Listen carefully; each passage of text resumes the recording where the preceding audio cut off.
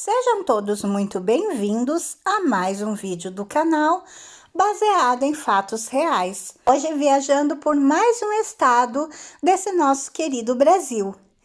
Antes de começarmos a nossa viagem, eu peço a vocês que deixem o like nesse vídeo, que me ajuda muito, ajuda a impulsionar o canal, faz com que o YouTube entenda que vocês gostam do conteúdo e assim o entrega a mais pessoas. Se você está vendo os nossos vídeos, mas não é inscrito, se inscreva no canal, ative o sininho de notificação, porque assim você não perde nem mais uma história quando eu postar. Compartilhem nas suas redes sociais, com seus amigos, com seus parentes, com seus vizinhos. Peçam para eles virem até aqui, conhecerem as histórias e também se inscreverem no canal. Sem mais demoras, vamos todos entrar na nossa máquina do tempo e hoje viajar por mais um estado brasileiro. Vou pedir aqui licença e sua honrosa presença para falar do nosso mapa.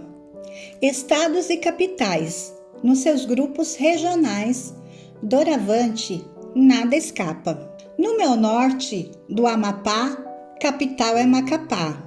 Eu digo sem cerimônia, do Acre falo, é Rio Branco. Seu amigo aqui é franco, Porto Velho é de Rondônia. Não vá se perder na lista, de Roraima é Boa Vista, do Pará, digo, é Belém. Estude, atinja seus afins, Palmas é do Tocantins. Amazonas, Manaus tem. Vou partir para o Nordeste, terra de cabra da peste. Maranhão é São Luís. Indo em terra nordestina, Piauí tem Teresina, a minha pesquisa diz. Anote por gentileza, Ceará é Fortaleza. Escreva aí que é Natal, do Rio Grande do Norte. Se preciso for, recorte. Decore, é fundamental. Paraíba, João Pessoa, e Bahia, terra boa, não vacile, é Salvador. Que a cachola não me pife, de Pernambuco é Recife, acompanhe por favor. Na cuca já deu um nó, não desista, é Maceió, de Alagoas, capital. Desse estudo participe, Aracaju de Sergipe, guarde aí para ser o tal. O Sudeste agora é tema, não vai ser muito problema aprender essa lição. Seu mestre não desaponte e lembre, Belo Horizonte, de Minas Gerais, irmão. Vitória, Espírito Santo, Rio de Janeiro, Encanto, a capital não me dá. Seja esperto, agora tente, São Paulo tem igualmente uma capital xará. Para o sul vamos rumar e com certeza gravar. Florianópolis é a de Santa Catarina. Se você se determina, vai ser fácil, tenho fé. Rio Grande do Sul, amigo, Porto Alegre tem, eu digo. Na beira do rio Guaíba, lá embaixo ainda há, no estado do Paraná.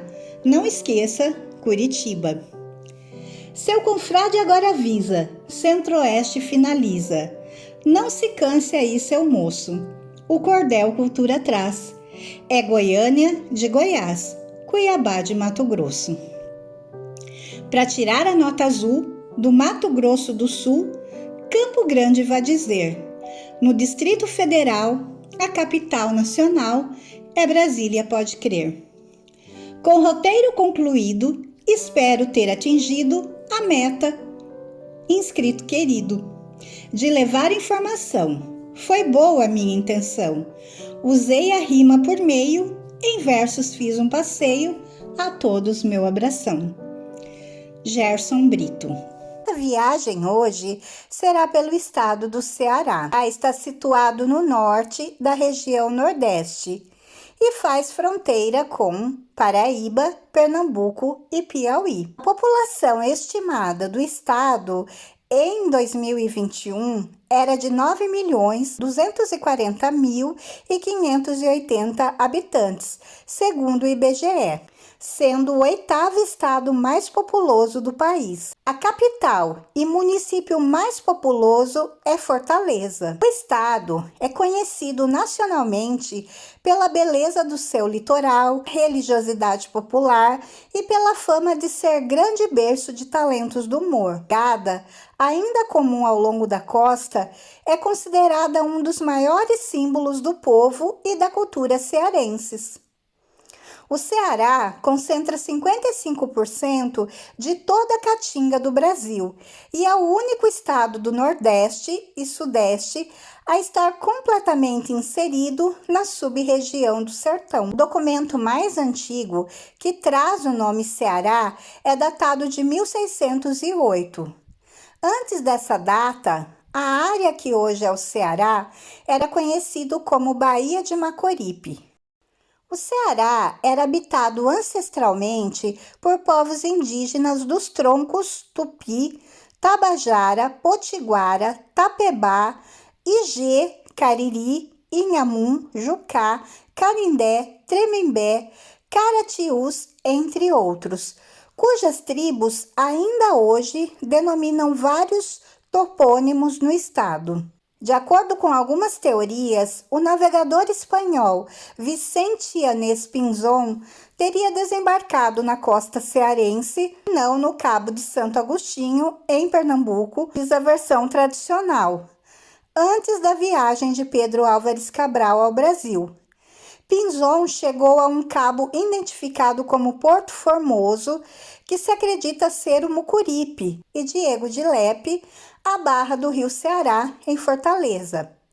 A chegada de Pinzón ao Ceará é debatida e defendida entre as possibilidades do controverso descobrimento pré-cabralino do Brasil. As terras equivalentes à capitania do Ceará foram doadas em 20 de novembro de 1535 ao provedor-mor da Fazenda Real, Antônio Cardoso de Barros, subalterno de Fernão Álvares de Andrade e de Antônio de Ataíde.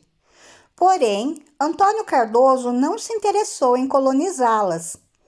Os franceses, que já negociavam âmbar gris, as tatajubas, a pimenta e o algodão nativo com os povos indígenas, foram os primeiros europeus a se estabelecerem no Ceará.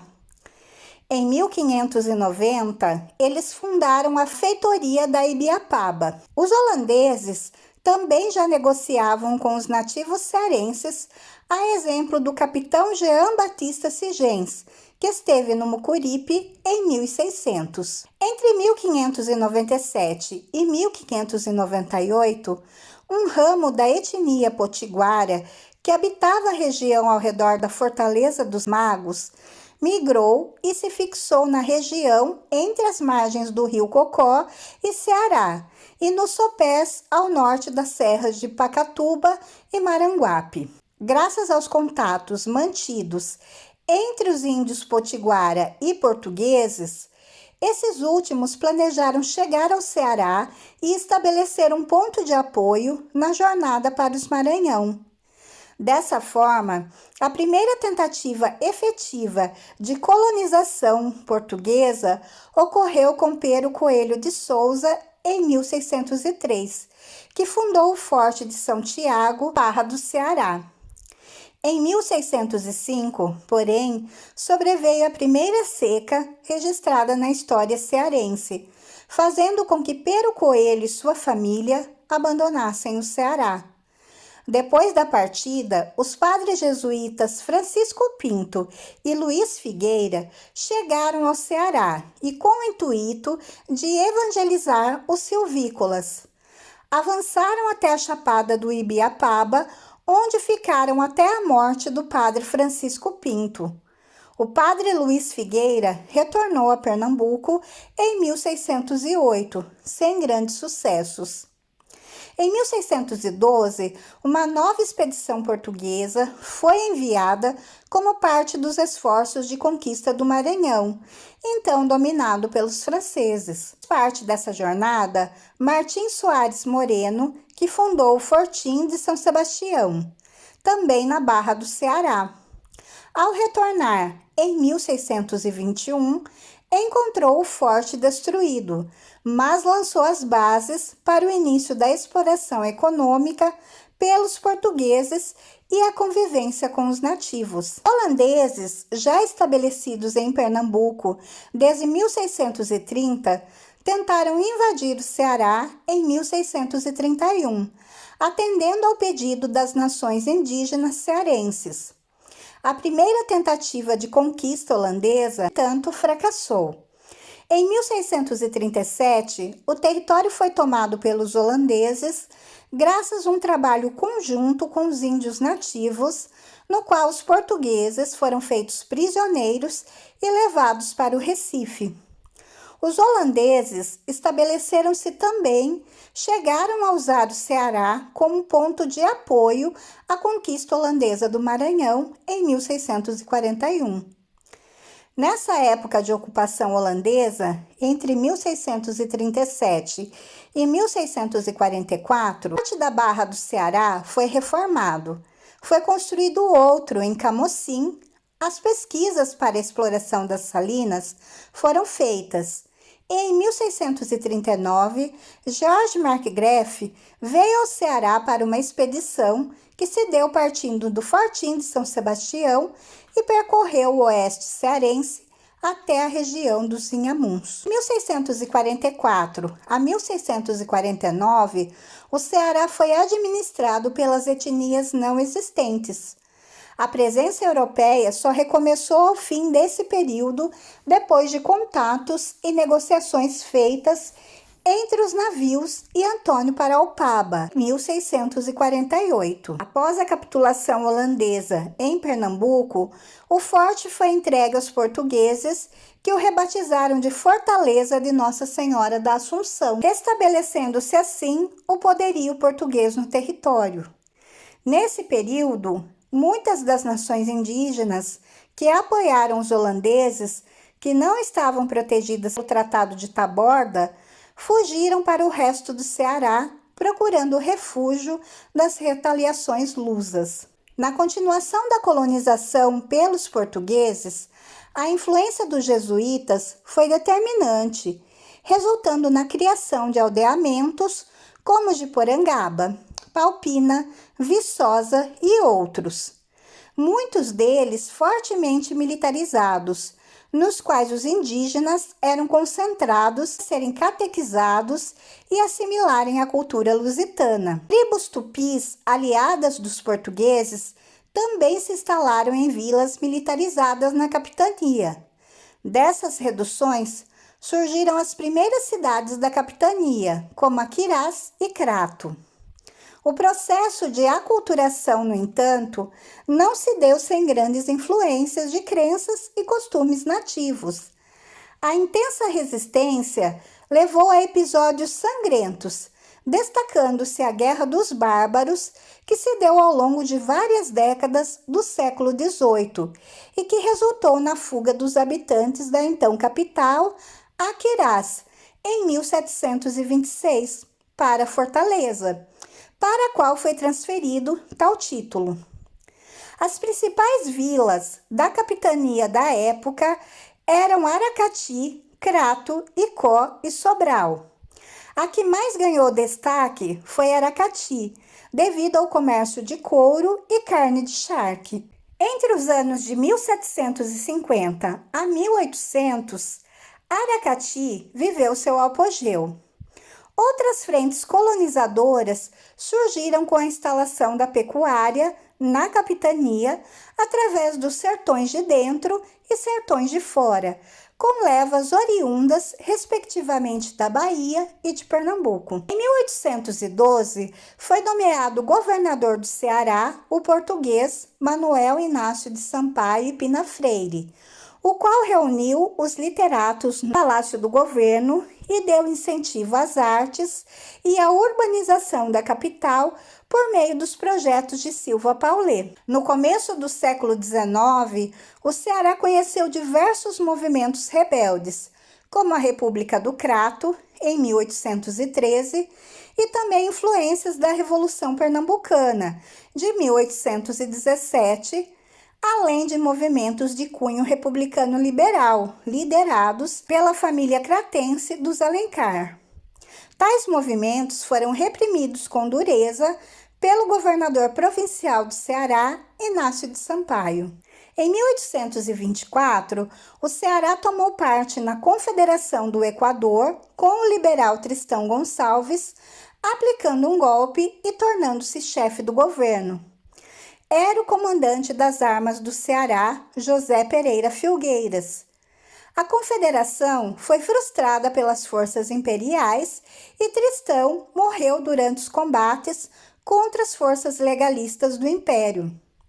O comandante José Pereira Filgueiras foi preso, mas conseguiu se libertar, refugiando-se no povoado Saúde, hoje Perdigão, no centro-oeste mineiro. O ciclo de conflitos terminou com a insurreição de Pinto Madeira, ou insurreição do Crato, em 1832, liderada pelo coronel de Jardim Joaquim Pinto Madeira, que tinha como objetivo o retorno da monarquia absolutista e representava interesses regionais opostos aos da cidade do Crato, de inspiração marcantemente liberal. Em meados de 1860, devido à Guerra de Secessão norte-americana, houve um surto de crescimento da produção do algodão.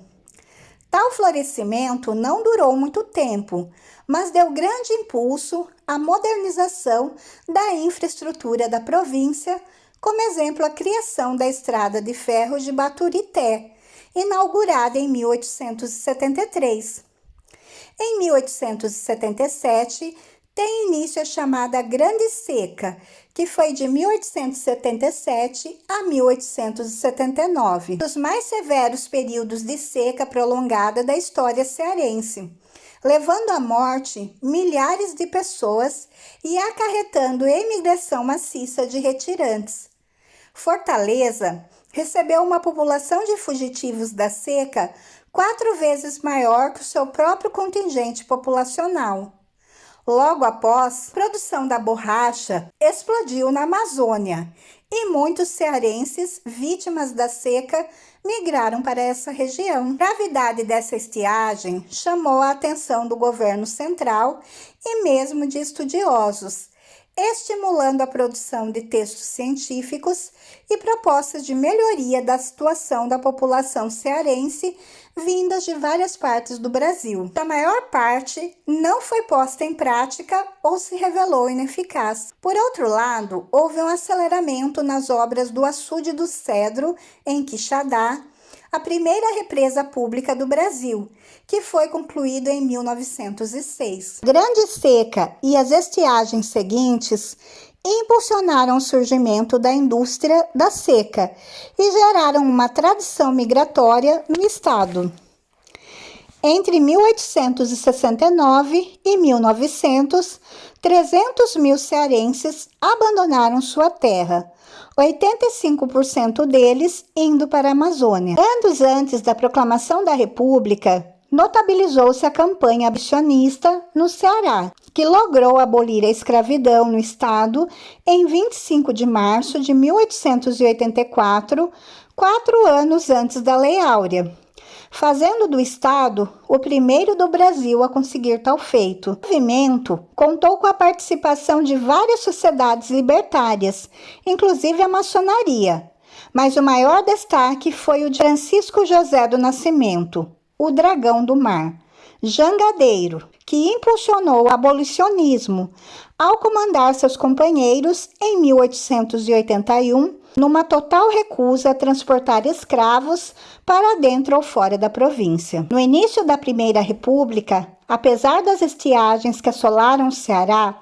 Fortaleza continuou a desenvolver-se econômica e politicamente, o que não aconteceu tanto no resto do estado. Ocorreu nas primeiras décadas do século XX um afluxo de imigrantes, consistindo principalmente de portugueses e sírios libaneses. Os descendentes destes, em particular, ganharam grande destaque no comércio, como mascates e futuramente na política cearense. Começou a ganhar destaque a atividade dos cangaceiros, que agindo em grupos organizados e promovendo saques em cidades e propriedades rurais, desestabilizaram o interior do Nordeste por décadas. A forte religiosidade popular e a grande miséria estimulavam uma profusão de líderes messiânicos e formas de fanatismos religiosos. O cearense Antônio Conselheiro, de Quixeramobim, chegou a formar na Bahia o Arraial de Canudos, cuja forte atração populacional e ideológica contraria aos interesses da elite fundiária. Deflagrou, então, a Guerra dos Canudos. Em 1896 e 1912, a hegemonia política foi concentrada nas mãos do comendador Nogueira Scioli e da sua família, que estabeleceram uma poderosa oligarquia cuja influência se estendia pela maior parte dos escalões do poder estadual. Em 1912, a Scioli apontara como seu candidato Domingos Carneiro contra Franco Rabelo, representante da política do salvacionismo do presidente Hermes da Fonseca, gerando uma das mais conturbadas campanhas eleitorais do Estado. Na Praça do Ferreira, a dura repressão policial a uma passeata de centenas de crianças em favor de Rabelo, que causou a morte de algumas delas e feriu outras, desencadeou uma revolta de 3 dias da população fortalezense, forçando o governador Scioli a renunciar seu mandato, evento conhecido como Sedição de Fortaleza. Franco Rabelo passou a governar o Ceará. No século XIX, o carismático Padre Cícero passou a atrair milhares de sertanejos para um pequeno distrito do Crato, que se tornaria Juazeiro do Norte em 1911. Persuadidos pela sua fama de milagreiro, atribuída à suposta transformação em sangue da hóstia recebida pelo padre pela Beata Maria de Araújo, mesmo após ter sua ordenação cassada pelo Vaticano em virtude de controvérsias sobre o milagre, Padre Cícero tornou-se cada vez mais conhecido e, apesar de seu caráter messiânico, foi hábil em evitar grandes conflitos com a elite local, tornando-se ele próprio um poderoso chefe político. Em 1914, rompeu a sedição de Juazeiro, opondo o governador interventor Franco Rabelo e o padre Cícero, que haviam conquistado os postos de prefeito de Juazeiro do Norte e vice-governador. Em 1915, o Ceará sofreu com uma gravíssima seca, levando o novo êxodo da população para a Amazônia, região que, devido à intermitente mas significativa imigração, recebeu grande influência de cearenses. Diante disso, os campos de concentração no Ceará, que já foram usados na estiagem de 1915, foram recriados. Conhecidos como currais do governo, tinham como objetivo impedir que os retirantes que fugiam da seca e da fome chegassem às grandes cidades. A instabilidade política e social foi crescendo no estado. Nos anos 1930, surgiu no Crato o movimento messiânico do Caldeirão de Santa Cruz do Deserto, liderado pelo beato José Lourenço. O Ceará é cercado por formações de relevo relativamente altas, como chapadas e cuestas, banhado a norte pelo Oceano Atlântico e é delimitado pela Serra Ibiapaba. A planície litorânea possui geografia diversificada, o que faz com que o estado possua muitas praias como coqueirais, dunas, barreiras, também chamadas de falésias, paredões sedimentares que acompanham a faixa da costa e, em alguns trechos, possuem tons coloridos e áreas alagadas de manguezal, nos quais há grande biodiversidade. As praias mais famosas do Ceará são Jericoacoara, Canoa Quebrada e Porto das Dunas, as quais se destacaram por terem alcançado fama internacional. O do Ceará é muito quente e é marcado pela aridez. As secas são periódicas e desde que a ocupação territorial foi consolidada, a população tenta resolver o problema da escassez de água. A seca de 1606 foi a primeira a marcar a história da ocupação do território. Outra seca de grande impacto foi a registrada em 1777 até 1779, chamada Seca dos Três Sete, responsável pelo enfraquecimento da indústria das charqueadas, que teve o seu golpe final no período de grandes secas entre 1790 e 1794. Atualmente, existem muitos órgãos do governo cearense voltados para a problemática do clima. O Ceará é composto por 184 municípios. Destacam-se na atividade agrícola feijão, milho, arroz, algodão, herbáceo, algodão arbóreo, castanha de caju, cana-de-açúcar, mandioca, mamona, tomate, banana, laranja, coco e, mais recentemente, a uva. Um destaque muito recente é o de cultivo de flores,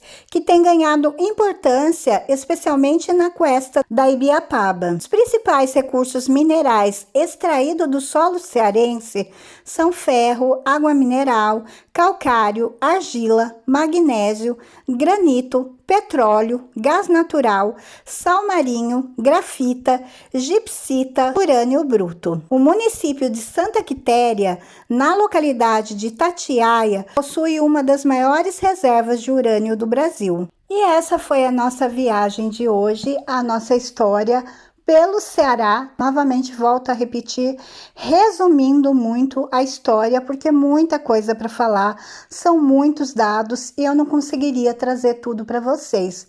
Mas resumindo um pouco, para conhecermos um pouco desse estado, convite para vocês, quando forem fazer a sua viagem de férias, pensem nesse lindo estado também que é o Ceará, para que vocês possam conhecer, e eu tenho certeza que vocês vão gostar muito de conhecer. Eu espero que vocês tenham gostado da história do vídeo de hoje. Se vocês gostaram, por favor, deixem o like, se inscrevam no canal e voltem aqui para as próximas histórias. Fiquem todos na paz, um super beijo e até a próxima. Ser do Ceará é mais do que nascer no Ceará. É conseguir reconhecer, à distância, uma cabecinha redonda, um sotaque cantado, uma orelha de abano, um jeito maroto de encarar a vida. Ser do Ceará é saber a estação certa de colher um sapoti, conhecer os vários tipos de manga e nunca comprar ata verde demais. É dar sabor a um baião de dois com queijo coalho. Ser do Ceará é gostar de cocada, de suco de tamarindo, de siriguela vermelha, de água de coco docinha. Ser do Ceará é engolir o final dos diminutivos. Cafezinho vira cafezinho, Antônio vira Toim, bonzinho vira bonzinho. Lá se fala aperreio na hora do sufoco. O apressado é avexado, o triste fica de lundu. Quem cria problemas, bota boneco. No Ceará não se compra casa do lado do sol, isso é, ninguém valoriza uma propriedade com a frente voltada para o poente. O sol não perdoa, é inclemente, ardido, feroz, cansativo. Lá quem não souber lidar com o astro-rei não dura muito tempo. Entre 10 da manhã e 5 da tarde, o sol deixa todo mundo melado. Não existem peles secas no Ceará, todas são oleosas. Ser do Ceará é rir por tudo, e tudo vira piada. Lá sobra humor até para vaiar o sol quando interrompe a chuva. Os cearenses são, antes de tudo, uns fortes, ao mesmo tempo deliciosamente bons e perversamente maus.